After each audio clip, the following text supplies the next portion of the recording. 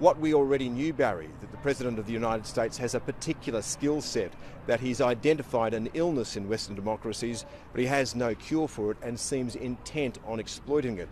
And we've also learned that he has no desire and no capacity to lead the world. The G20 became the G19 as it ended.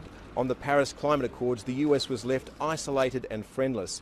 But given that that was always going to happen, a deft president would have found an issue around which he could rally most of the leaders. And he had the perfect one, North Korea's missile tests. So where was the G20 statement condemning North Korea, which would have put pressure on China and Russia?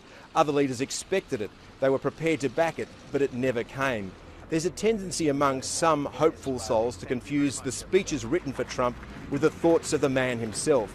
He did make some interesting scripted observations in Poland about defending the values of the West, and he's in a unique position. He's the one man who has the power to do something about it.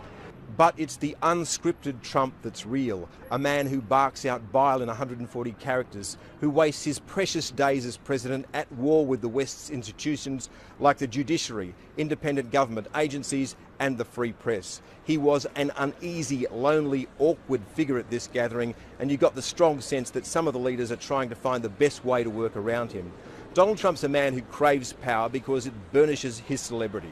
To be constantly talking and talked about is all that really matters, and there is no value placed on the meaning of words, so what's said one day can be discarded the next. So what did we learn?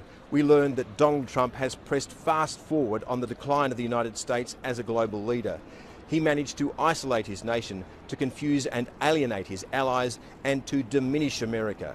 He will cede that power to China and Russia, two authoritarian states that will forge a very different set of rules for the 21st century.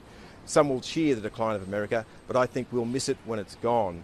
And that's the biggest threat to the values of the West, which he claims to hold so dear.